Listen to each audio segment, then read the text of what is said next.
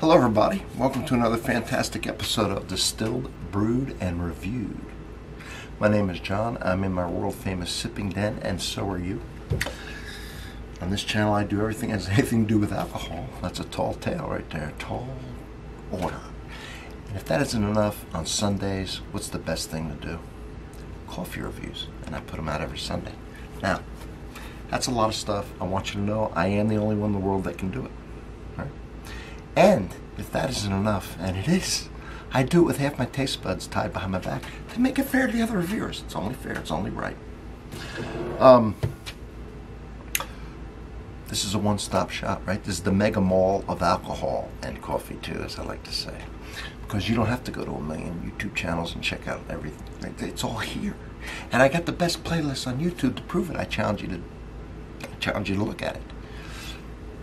It's easy to navigate. Categories, subcategories. You just go on that playlist and scroll down it. Be the best thing you ever did.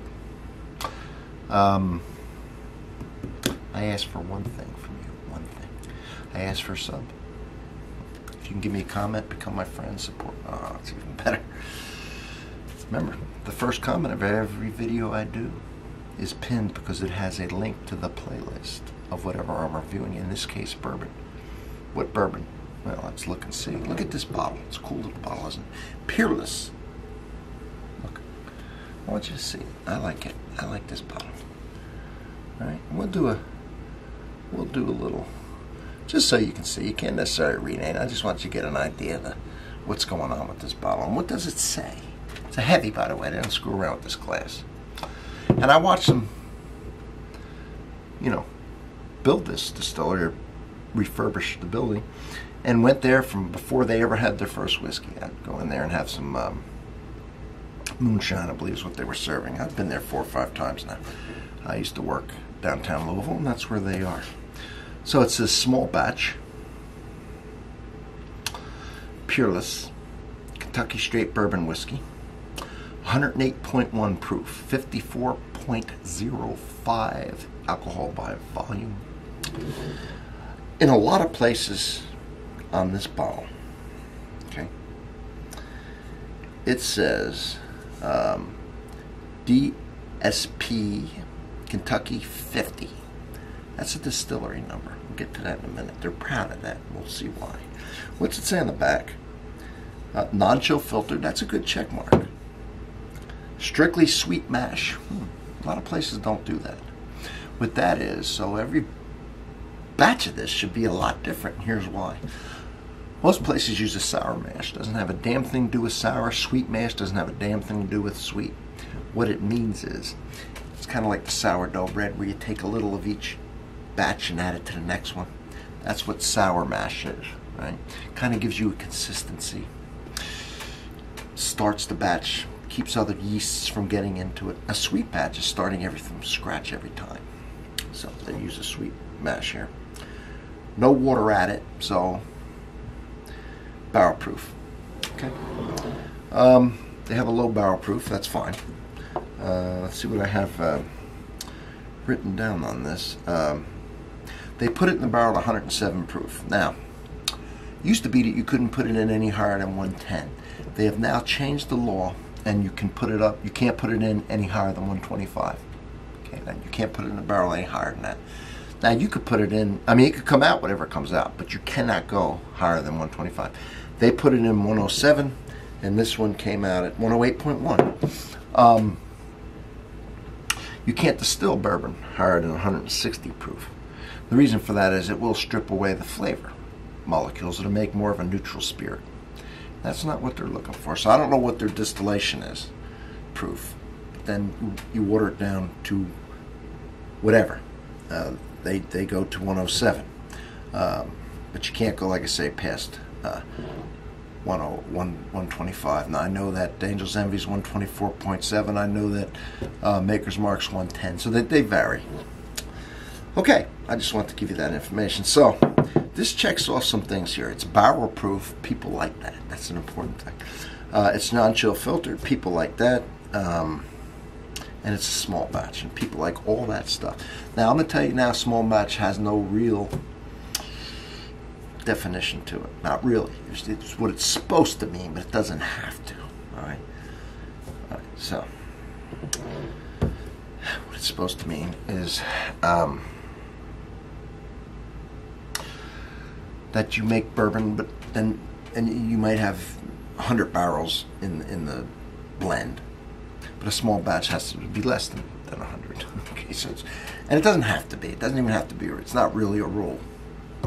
So, but it checks that mark off, right?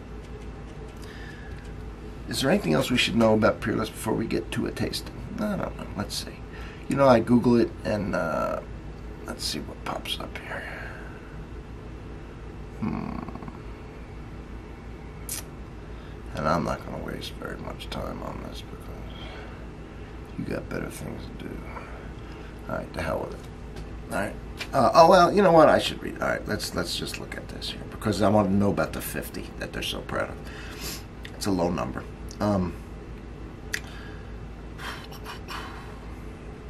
Kentucky Peerless Distillers Company is a whiskey distillery in Louisville, Kentucky, in the United States. Of course, Kentucky Peerless produces a 3-year-old small batch rye whiskey and has announced, this is an old one, to release their whiskey in 2019. So it's way past what's going on with that now.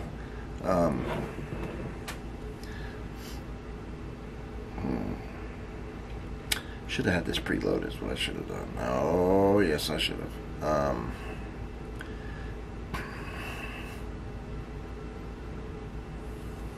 One more try. We're going to do one more try. And thank you for bearing with me. But I just want to get to know what we're doing. What is this? What is this distillery? You just drink the bourbon. What is behind it? I don't know. Sometimes I think it's important. Okay, well, the history of Kentucky Peerless Distilling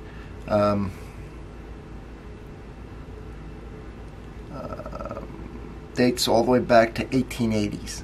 That's why they have that low distillation number, or the DPS number. And that's why they're proud of it, because even though they're new, they go way back.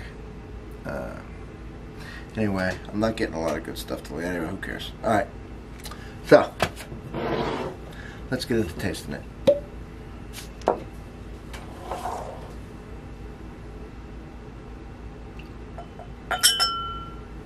Thank you, Jeff. Okay, look at the color. This actually is a very dark color, very dark.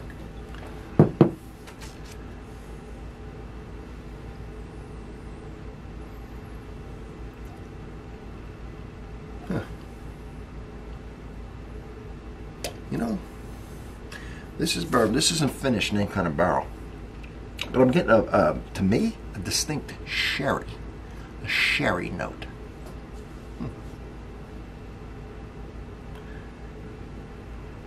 Sherry, corn, oak,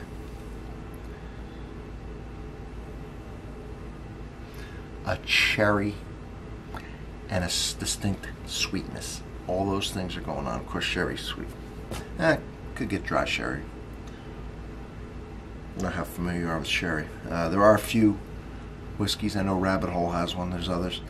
Bourbons that finish their bourbon in sherry barrels. This is not, but it's giving me a distinct sherry note. So, let's dive into the taste.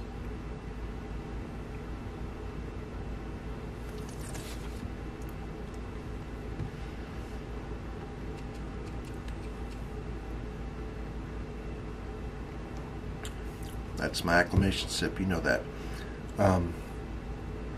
Now we'll, here's what I'm doing here. I don't give up. I'm typing in the mash bill. I should have done this beforehand. Alright. Now we know it's a sweet mash, but what is the mash bill? What is the recipe?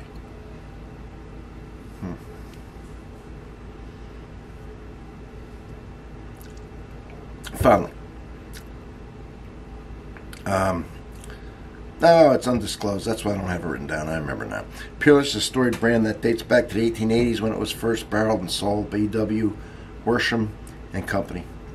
Operations based in Henderson, Kentucky. Like so many other distilleries during the time, the distillery and the Peerless brand became a victim of prohibition. Yeah. In 2014, the Peerless brand was reborn as Corky and Carson Taylor refurbished a building in downtown Louisville. I remember that. I remember them going through it and everything. I've been there several times. Obtained the original Kentucky distilled spirits plant number, which we discussed, DSP Kentucky 50, and that's why they are proud of it. They opened again in 2015 is when they barreled their first rye. All right, now this was first released in June of 2019, marking 102 years since bourbon had been sold by the company. Okay, that's all. I just want you to hear that. I don't know why it was driving me crazy, but thank you for bearing with me on that. I appreciate it.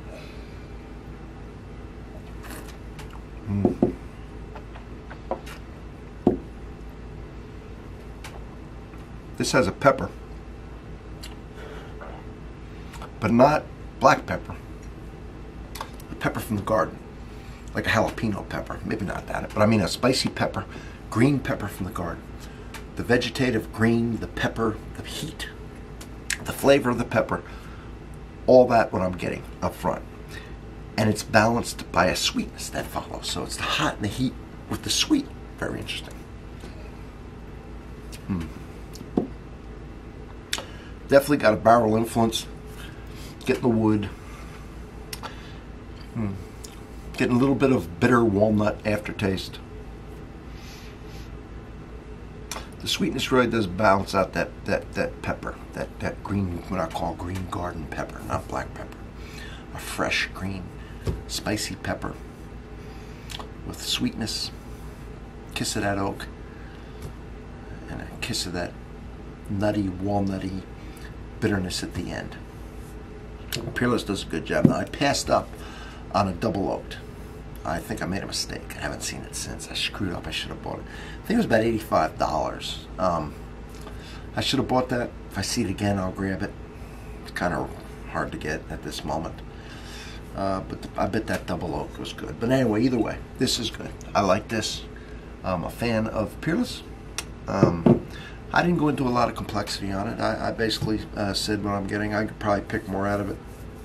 But that's the predominant things that are popping out. Let me know what you get. Hopefully you've been drinking along with me, either Peerless or something else. I'll tell you what we'll do real quick if you're still around. I know I've been going a long time. I'll put a little water in this sucker. See if it changes it. Yeah, perfect. All right.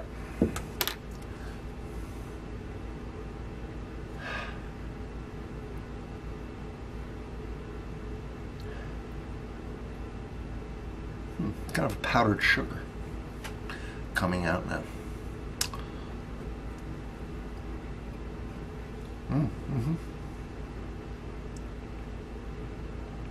Remember the pepper with the sweetness? Sweetness first now. Really, but add some sweetness. Not so much the green pepper. Get a little heat, a little peppery, but wasn't a first thing now. It's more of a sweetness coming out. It's pretty good with the water.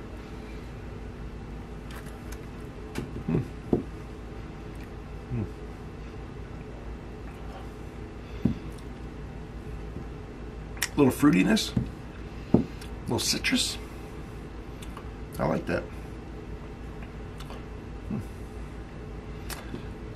Getting some powdered sugar, some fruit. Still getting all the oak, a little bit of kiss of pepper, but not the vegetative as much now. I think it improved with the water a little bit. All right, everybody. Thank you for being here. I went a little long. Sub. Thank you, Jeff. Thank you, everybody. I'll see you on the next one.